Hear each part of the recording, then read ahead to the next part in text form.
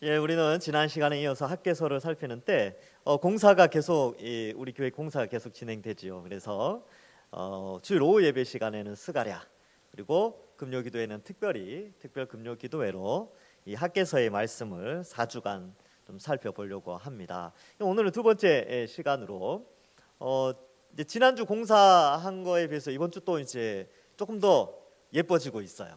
그래서 교회가 예뻐지고 있고 정리가 되어지고, 또 다음 주 오늘 이제 그 현장 소장님하고 이야기하니까 다음 주 되면 더 또 이렇게 공사가 진행된다고 합니다. 그래서 이렇게 보면서 오늘 금요기도를 준비하면서 그런 생각을 했어요.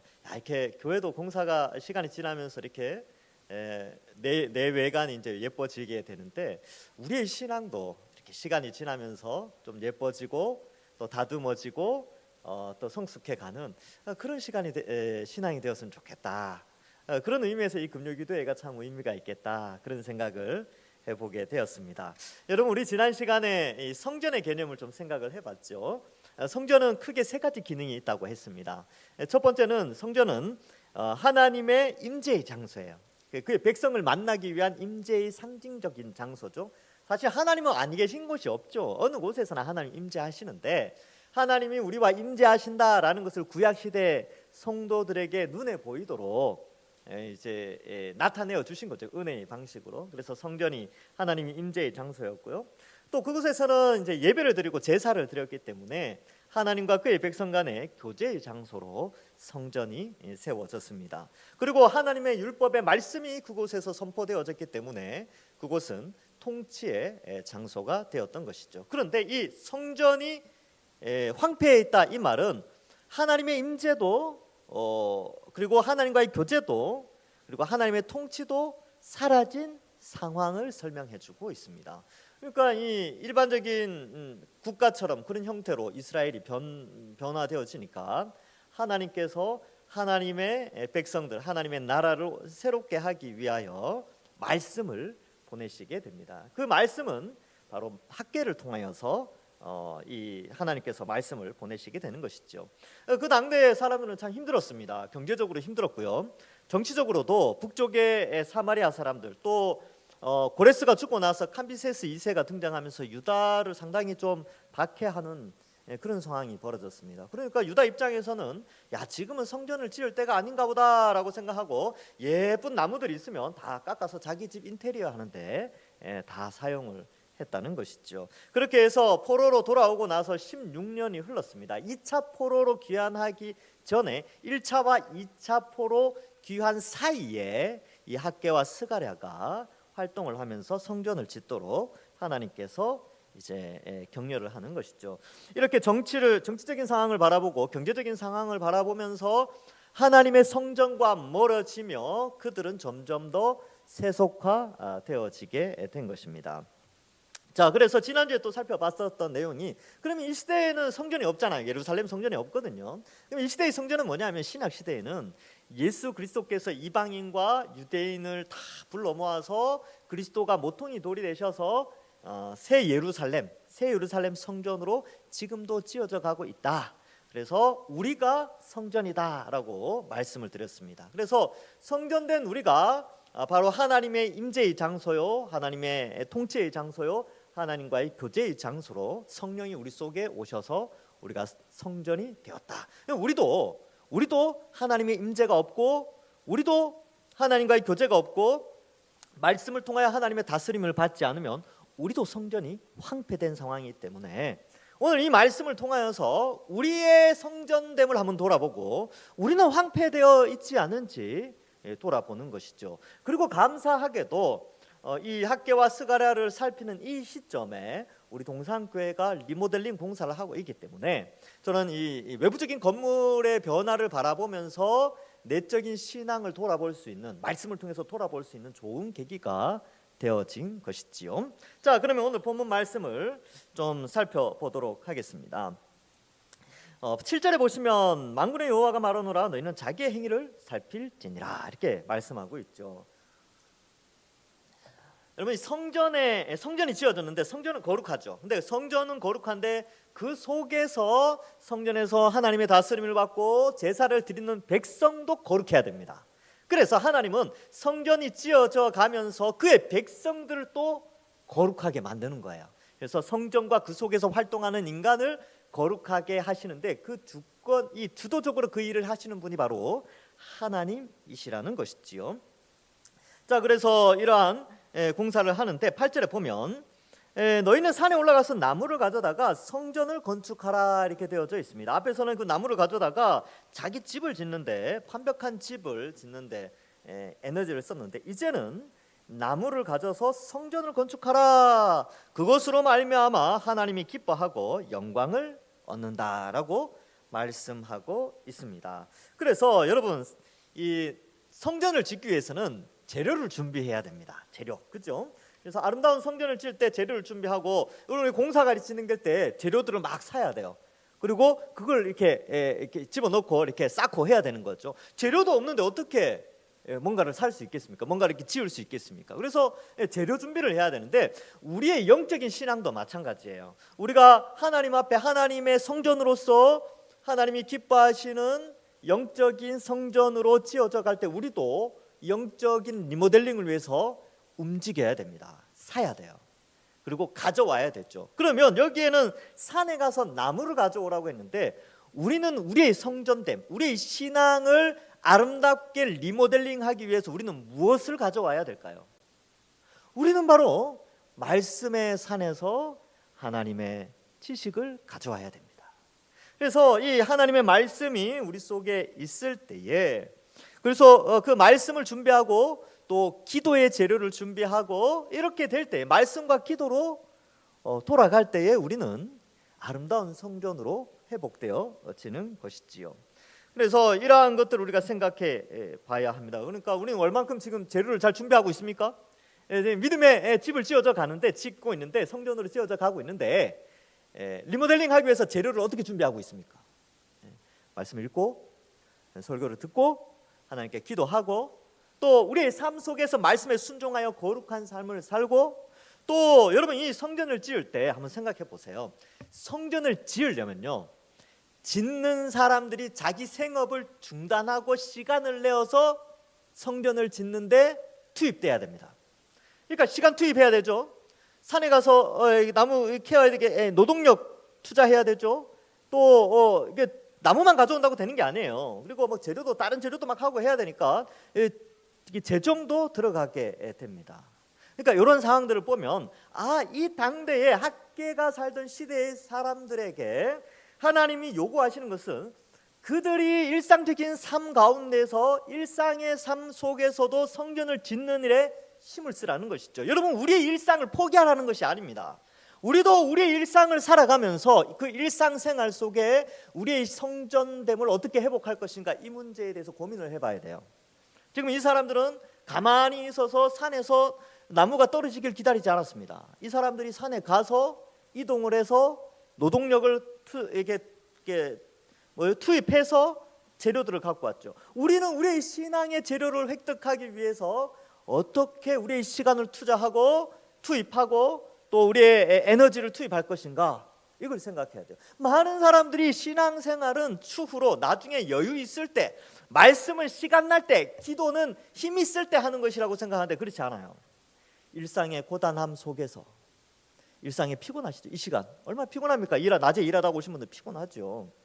그런데 바로 그때 성전을 짓는다는 거예요. 이 당시 사람들 얼마나 피곤했겠습니까? 먹고 살아야 되는데 일터에 나갔다가 또 시간 나면 와서 성전을 지어야 되니까 얼마나 힘들었겠어요. 그 장면은 이제 느헤미야나 이런 데도 보면 나와요. 옆에 칼 차고, 옆에 쟁기 들고, 옆에 칼 차고, 또 뭐 하고 막 그래요. 일하고 적군을 막아내면서 성전까지 짓는 장면이 느헤미야에서 보면 나옵니다. 그러면 여기서 중요한 원리가 나오는데, 믿음의 집, 우리의 신앙의 성전을 짓기 위해서는요, 에너지 투입이 돼야 돼요. 그리고 그 일을 하기 위해서는요, 첫 번째는 시간의 투자뿐만 아니라 절제도 해야 되고요. 절제하지 못하면 이거 못합니다. 그 다음에 포기도 해야 돼요.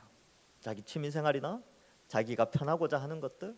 그 다음에 또 인내하면서 서로 팀워크가 맞아야 돼요. 그죠? 성전을 짓는데 이스라엘 백성들 사이에서 내란이 일어나면 안 되잖아요. 팀워크도 맞춰야 되고요. 그러기 위해서는 참아야 됩니다. 그리고 어때야 돼요? 또 재정이 부족할 때는 재정을 투입해야 되죠.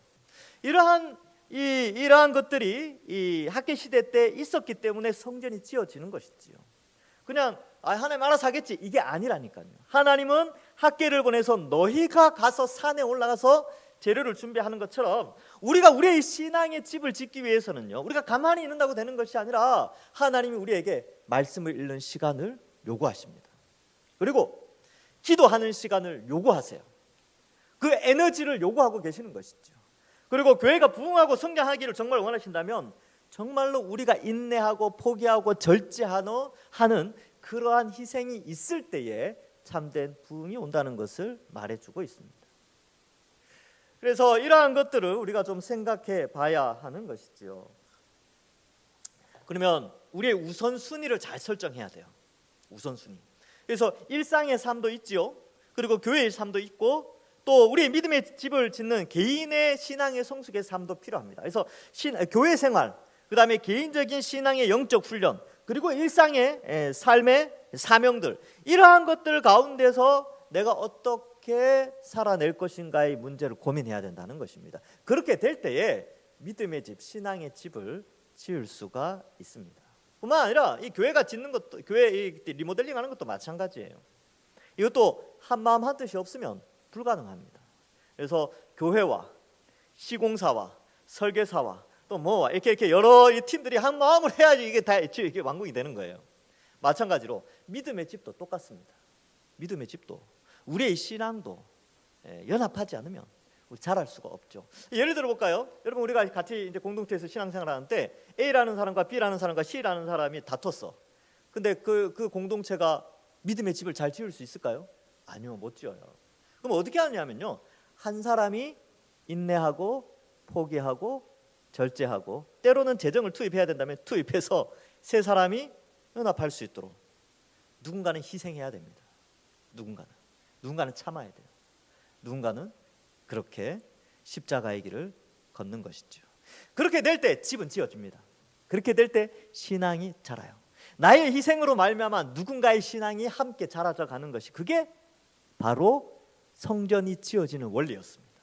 그래서 그것을 이제 하나님이 말씀하시죠. 그래서 산에 올라가서 나무를 가져오고, 이 말은 너희 일상의 삶에 이 시간을 투입하라는 겁니다. 그리고 이러한 원리들, 절제하고 포기하고 인내하고 재정을 투입하고 하는 것까지 함께 할 때에 하나님이 영광 받으시고 기뻐하신다. 이게 사실요, 옛날에는 제가 이 리모델링 할 때는 이게 그냥 무슨 의미인지 잘 몰랐어요. 그랬겠구나, 성전 지었겠지 했는데 이걸 딱 하면서 보니까 야, 이랬겠구나 이 생각이 나는 거예요. 야, 일상을 포기하고 이걸 해야 되는데 이게 보통 일이 아니었겠구나. 왜냐하면 그 당대 사람들에게는 이 시대적 과업을 이루기 위해서 얼마나 많은 포기와 절제와 인내가 필요했을까. 그걸 한번 생각해 봤어요. 자, 다음으로 9절에 보면 너희가 많은 것을 바라서나 도리어 적었고, 뭐 이제 11절까지 이제 경제적인 핑계를 댔어요. 왜냐하면 때가 아니라고 생각한 거죠. 왜냐하면 지금은 자기들의 집을 인테리어 해야 되는데 여러 가지 상황상 경제적도 어렵고 또 한재도 들고, 뭐 이게 11절에 보면 한재까지 들었죠. 이 모든 재물에 대한 개념도 이 사람들에게 있어서는 굉장히 큰 문제였습니다. 우리도 비슷하지요. 그래서 뭐 집으로 가져갔으나 풀어버렸다. 하나님 풀었죠. 그리고 내 집은 황폐했는데 각자 집을 짓는데 빨랐다. 이런 표현을 쓰고 있습니다. 우선순위를 자기에게 두었죠. 그리고 10절에 보면 하늘에 이슬 그치고 땅은 산물을 그쳤다. 여러분, 이슬을 내리고 땅에서 산물이 자라게 하는 분은 누굽니까? 하나님이시잖아요. 근데 하나님의 백성들이 하나님 중심으로 가지 않고 자기 중심적으로 가니까 정말 그들이 먹고 살기 위해서 애를 썼지만 먹을 것을 채울 수 없는 그 딜레마에 빠진 것인 거죠. 그래서 여러분, 우리도 마찬가지입니다. 여러분, 하나님의 백성은요, 하나님이 인생을 책임져 주십니다. 그렇기 때문에 어떻게 하느냐면 하나님을 중심으로 신앙생활을 회복하고 살아가고 미래에 대한 준비를 하나님께 맡기면서 현재의 삶에 최선을 다하면 되는 것이죠. 그래서 신앙을 우선으로 해서 현재의 삶 속을 부지런히 달려가면 되는 것입니다. 그러나 내가 내 인생을 준비하겠다, 그 순간부터 그 인생은 피곤해집니다. 인생이 피곤해요.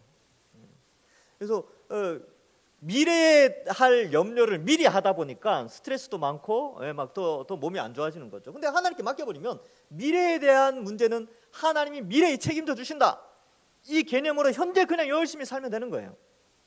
얼마나 삶이 편하겠습니까? 대부분의 사람들이 하나님을 의지하기보다는 자신의 인생을 자기가 준비하고 자기의 미래를 자기가 준비해야 된다고 생각하기 때문에 피곤한 인생을 살고, 그러면서부터 오히려 많은 것을 바랬지만 오히려 가지지 못하는, 밑 빠진 독에 물 붓는 것 같은 그런 상황이 벌어지는데, 바로 이 9절부터 11절의 내용이 그 내용입니다.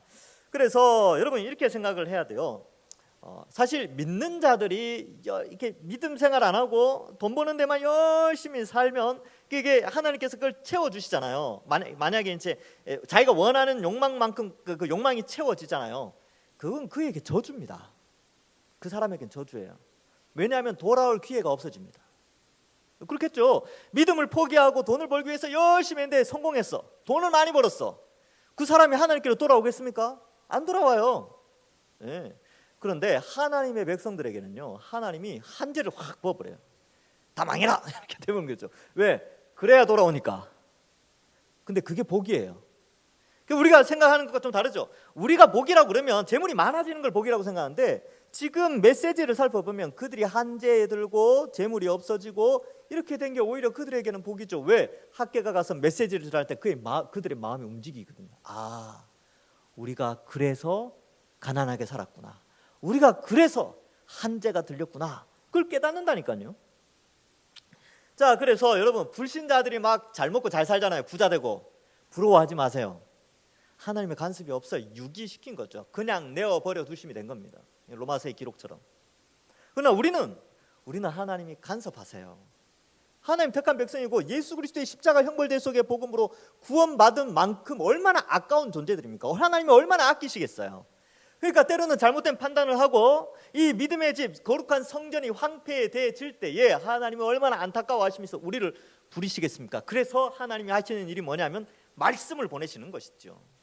옛날에는 학계를 보내서 말씀을 전했지만 지금은 성경 66권을 우리 손에 쥐어들게 하시고 이 말씀을 읽으라고, 말씀으로 돌아오라고 이 시대에도 하나님은 우리에게 강력하게 말씀하고 있는 것입니다. 자, 그래서 이제 이 말씀의 집을 우리는 지어야 되는 것이죠. 그렇다면 우리가 생각해 봐야 됩니다. 많은 사람들은 재물을 향해서 가지만 우리는 산에 올라가서 이 말씀의 재료를 잘 준비해야 되는데, 성전을 짓는 데 있어서 이 말씀의 재료가 중요하죠. 말씀이 왜 중요하냐면 이 말씀이 믿음을 세우기 때문에 그렇습니다. 그러면 성전을 새롭게 하고, 성전은 우리의 영적인 성전된 우리 신앙이 리모델링 되려면 말씀의 재료를 많이 갖고 와야 돼요. 근데 그 근거가 어디에서 나오냐면 로마서 10장 17절 때문에 그렇죠. 거기에 이런 말씀이 나옵니다. 그러므로 믿음은, 신앙은 들음에서 나며 들음은 그리스도의 말씀으로 말미암느니라. 여러분, 이 들음이 굉장히 중요한데, 마태복음 13장 지금 제가 설교하잖아요. 주일날 1, 2부 때 마태복음을 이제 13장을 지난주부터 하는데 13장에 엄청나게 반복되는 단어가 하나 나오는데 그게 들음이에요. 들음. 하나님 나라, 천국의 비밀을 알려주시는데, 천국의 비밀을 알려주시는 그 가운데 천국에 입성하는 비밀은 말씀을 통해서, 들음을 통해서 들어가게 된다는 것을 예수님이 비유를 통해서 강조하고 계세요. 그만큼 말씀의 재료를 준비하여 말씀의 산에 가서 하나님에 대한 이러한 은혜의 재료들을 가지고 오는 것이 우리 믿음의 집을 짓는데 굉장히 중요하다, 이것을 강조하고 있습니다. 그래서 은혜를 받아야 돼요. 은혜를 받아야 강해지는, 말씀의 은혜를 받아야 강해지는 것이죠. 디모데후서 2장 1절에 내 아들아, 그러므로 너는 그리스도 예수 안에 있는 은혜 가운데 강하고. 은혜를 어떻게 받습니까? 말씀과 기도로 받는 것이죠. 오늘 이 저녁에 잘 나오셨습니다. 특별 금요 기도회 아닙니까? 특별히 믿음의 집을 리모델링하기 위해서 여러분들 나오신 거예요. 말씀과 기도를 통하여서. 그래서 여러분 일상생활 속에서 여러분 10분 20분씩 기도하시는 분들이 잘 없어요. 왜냐면 바쁘니까. 바쁘잖아요. 그리고 나 자기 전에 한 20분씩 기도해야 되겠다 하고 이제 자기 전에 기도하면 어때요? 5분 만에 잠들잖아요. 그죠? 빨리 잠들죠. TV를 보면 오래 볼 수 있는데 기도하면 빨리 잠들어요. 그것도 은혜입니다. 그만큼 기도를 오래 하는 것이 쉽지 않은데 이 금요일 날 와가지고 기도를 조금 오래 할 수 있어요. 이것도 은혜죠. 우리의 성전이 리모델링 되어지는 과정 가운데 있는 것입니다. 그래서 여러분 이 그림을 좀 떠올렸으면 좋겠어요. 만화, 애니메이션 혹은 아니면 영화를 생각해 보십시오. 말씀이라는 큰 성경 66권으로 된 말씀의 산이 있는데 거기 나무들이 많아요. 하나님 우리에게 말씀하시는 거예요. 야, 이 말씀의 산에 가서 나무들 좀 갖고 와서 너희 영적인 성전을 좀 지어라 라고 이제 여러분들이 감독이 되어서 한번 생각을 해보십시오. 멋지지 않습니까? 그렇게 되면 어떻게 된다고요? 하나님이 기뻐하시고 영광을 받으신다. 그러면 이렇게 되려면요, 이 우선순위가 성전 건축에 있게 되려면 이 당대의 학계 시대 때의 사람들의 우선순위는 재물에 있었거든요. 자기 재물. 그러면 지금 하나님의 학계를 통해서 어떤 관점으로 바꾸냐면 재물이 필요 없다는 게 아니라 우선순위를 성전에 두라는 거예요. 그러니까 성전에 두면서 너희 일상도 살고 하나님의 성전을 짓는 가운데 너희 일상을 살아가라는 것을 말해주고 있는 것입니다. 그래서 여러분 시편 119편, 127편 아주 중요한 오늘 본문에서 저는 오히려 이 구절이 아주 핵심이라고 생각하는데 우리 같이 한번 읽어볼까요? 시편 119편 127절 시작. 그러므로 내가 주의 계명들을 금 곧 순금보다 더 사랑하나이다. 아멘. 우리가 말씀을 읽고 하나님을 알아가고 신앙대로 살아가고 신앙에 순종하며 살아가는 것, 그것이 돈보다 천억보다 100억보다 너무 큽니까? 한 10억보다 더 커요. 하나님의 말씀을 사모하는 게. 성경이 그것을 가르쳐주고 있습니다. 왜냐하면 우리가 가진 이 돈들은요, 주님 오시면 끝나요. 아무 의미가 없어요. 근데 영원한 것은 하나님의 말씀이요, 말씀에 순종하여 칭찬받는 명예, 영광은 영원하기 때문에 말씀이 중요한 것입니다. 그러므로 이 당대의 사람들은 돈에서 건물 성전으로 하나님이 학계를 통하여 관심을 돌렸다면 이 시대에 우리는 돈에서 바로 신앙으로, 예수 그리스도를 믿는 이 신앙으로, 우리의 믿음의 리모델링으로 우리는 관점을 가지고 가야 되는 것이죠. 아주 좋은 것은 이 건물이 지금 우리가 지금 동산교회가 리모델링 하고 있잖아요. 대수성공사를 하는 가운데 이 메시지는 더 크게 우리에게 다가옵니다. 성전이 우리의 잘못 황폐한 부분들이 새롭게 되어져야 되는 것이죠. 여러분도 혹시 여기 가운데 우리가 믿음 생활 한다고 하면서 마음에 죄된 모습이 있다면 회개하셔야 됩니다. 떨어내야 돼요. 지난주에도 말씀했다시피 철거하잖아요. 리모델링 하려면 철거하는 부분도 있어요. 죄의 형태들은 다 철거를 해내야 돼요. 그리고 누군가를 미워하거나 또 뭐 흉을 본다든지 막 그런 거 있잖아요. 그런 것들도 다 떨쳐내고 만물의 마지막에 갖고 왔으니까 피차 뜨겁게 서로 사랑해야 됩니다. 그리고 또 나쁜 습관들 이런 것들 다 떨어내고, 또 이게 말이 거친 사람들이 있어요. 말이 거친 분들 이제 앞으로 욕하지 않도록 이제 좋은 말만 하도록, 교회 오면 좋은 말만 하십시오. 누구는 어떻더라, 누구는 저떻더라, 그게 하나님의 성전을 멋지게 지어가는 가운데 어떻게 보면 일종의 부실공사 같은 그런 거예요. 그런 남을 험담하고 이런 것들은 믿음의 집을 짓는데 아주 건물을 부실하게 만드는 그런 것들입니다. 재료를 잘 써야죠. 말씀의 재료를 써야지 세속적인 재료, 탐욕의 재료, 정욕과 악한 이런 것들을 가지고 집을 지어서는 무너지게 됩니다. 그래서 이러한 것들을 우리가 이 시점에서 우리가 한번 생각해 보는 거예요.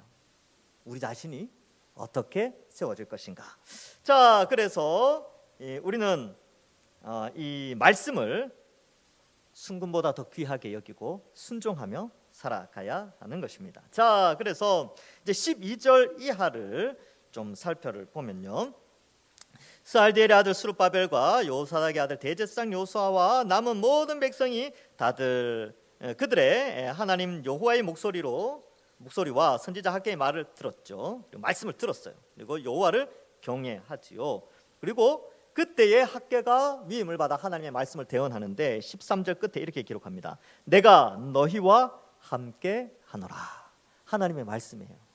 여러분, 하나님이 우리와 함께하면 모든 것이 끝납니다. 우리 대수성공사 지금 하고 있잖아요. 하나님이 우리와 함께하면 우리가 걱정하는 거 아무 일도 없어요. 다 됩니다. 하나님이 함께하시면 돼요. 사실 이 사람들 얼마나 우리보다 걱정 더 많았어요. 왜? 북쪽 사마리아 사람들이요. 그 느헤미야에 보면 이제 추후에 나중에 이제 2차 포로 시대 때의 이야기지만 성벽 건축하고 성전 건축하려고 하는데 위에 칼 들고 내려오는 거예요. 그러니까 그 방어하기 위해서 옆에 칼 차고 성전 짓고 그러고 있는 거죠. 얼마나 더 상황이 악화됐습니까? 그렇죠? 거기에다가 대제국에서 또 간섭을 해요. 조서막 올리고 이러니까 더 안 되죠. 우리가 지금 이 건축이 되느냐, 뭐 이렇게 리모델링이 되느냐 안 되느냐 이런 문제로 고민하는 거하고는 비교가 안 돼요. 그런데 하나님이 어때요? 이 학계 시대 때도 마찬가지거든요. 하나님이 학계를 통하여 내가 너희와 함께한다. 모든 것을 하나님이 함께하면 끝나는 거예요. 저는 이 공사도 그냥 하나님 알아서 하십니다. 하나님 다 알아서 책임져 주실 거죠. 단 우리는 어때야 돼요? 기도해야죠. 잘 지내도록 기도해야 될 거 아닙니까? 그죠?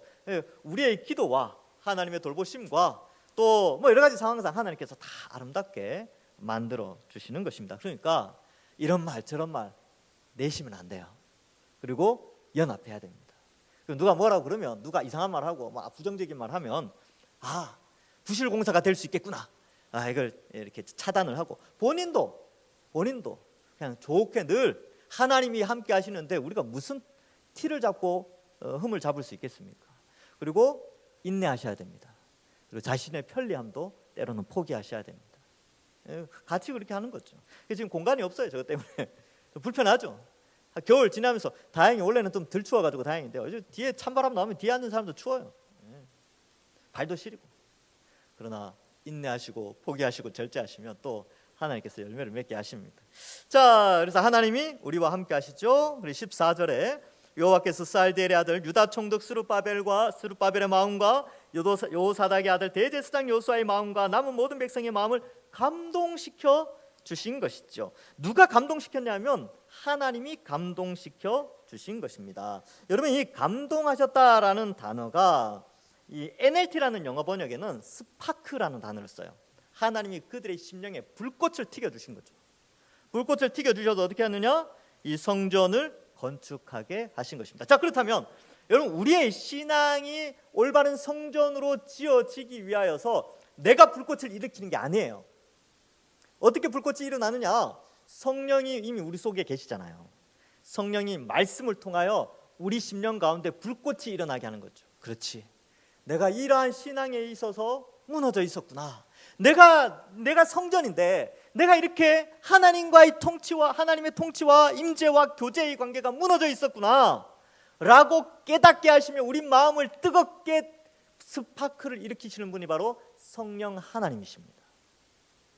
그래서 우리가 그 심령이 회복되어지는 것이죠. 그것이 바로 하나님이 하시는 일이고, 그래서 부흥은 인간의 노력이 아니라 하나님이 말씀을 통하여 어느 시대에나 부흥의 역사를 일으켜 주시죠. 그 마음속의 심령 가운데 불꽃을 일으키기 때문에 그렇습니다. 그래서 여기 감동시키심에, 오늘 설교 제목도 그렇게 했는데 감동시키는 하나님이에요. 그 부흥은 하나님의 감동으로 되어지는 것이죠. 하나님이 함께 하시면 되는 것입니다. 여러분, 부흥을 바라지 않는 교인이 누가 있겠습니까? 여러분, 동산교회 성도들은 더 그렇죠. 왜요? 우리는 부흥에 대한 갈망이 있잖아요. 우리 이제 자리들도 많이 비어 있고, 또 저는 그런 말을 많이 들었습니다. 옛날에는 몇 명이었는데 가는 교회마다, 제가 이제 여기가 7번째 교회인데 가는 교회마다 듣는 소리가 옛날에 우리 교회는 그거예요. 그 말을 왜 하느냐면 그때 그 부흥을 꿈꾼다는 거예요. 그런 소망이 있다는 거죠. 그러면 성경에서는 그 부흥을 누가 가져다 주시느냐? 하나님이 가져다 주시죠. 근데 그 부흥의 시작이 말씀을 보내시고요, 백성이 회개하고 하나님의 시대적 과업을 이루어가면서 하나님이 그 부흥을 이끌어 가시는 장면들이 성경에 계속 나오고, 그것이 바로 종교개혁이라는 것을 나타내고 있습니다. 우리도 마찬가지죠. 우리는 자꾸 부흥 그러면 숫자가 늘어나는 걸 생각하는데, 성경은 부흥이라는 것이 숫자가 늘어나는 것, 그 과정 가운데 그 과정을 굉장히 상세하게 설명합니다. 말씀, 회개, 헌신, 이런 것들 있죠. 자, 그래서 하나님 정원을 공사하게 됐죠. 그때가 언제냐?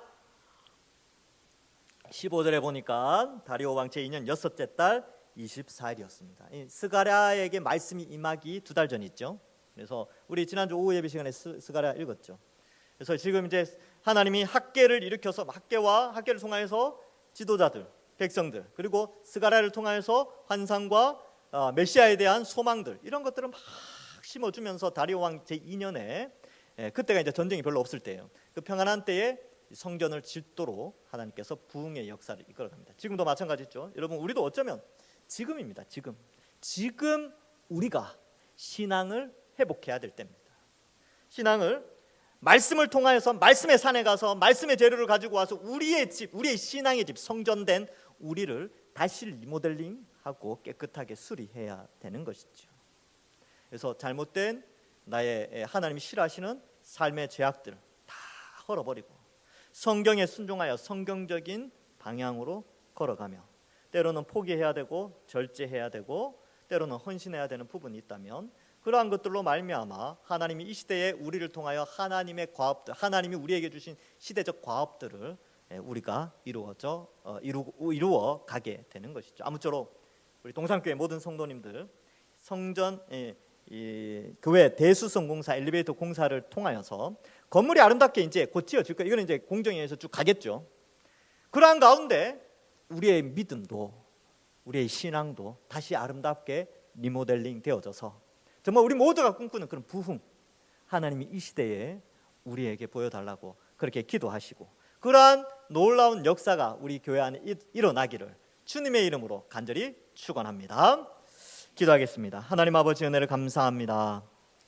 어려운 시대에 하나님이 말씀을 보내어 하나님이 뜻하는 바 하나님의 백성들을 회복시키시고 또 하나님이 그 시대 가운데 주신 시대적 성과들을 하나님의 주권적 인도하심으로 이끌어가심을 배우게 하시니 감사합니다. 하나님, 이 시대에도 우리의 심령에 감동함을 더하여 주셔서 또 부흥을 보게 하시고 우리 건물이 새롭게 변화되어지는 것을 통하여 우리의 신앙도 새롭게 성장하고 성숙해가는 우리 모든 주의 백성들 될 수 있도록 인도하여 주옵소서.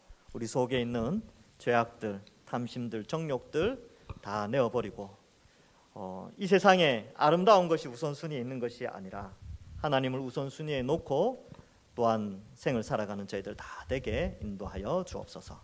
감사드리옵고 예수님의 이름으로 기도하옵나이다. 아멘.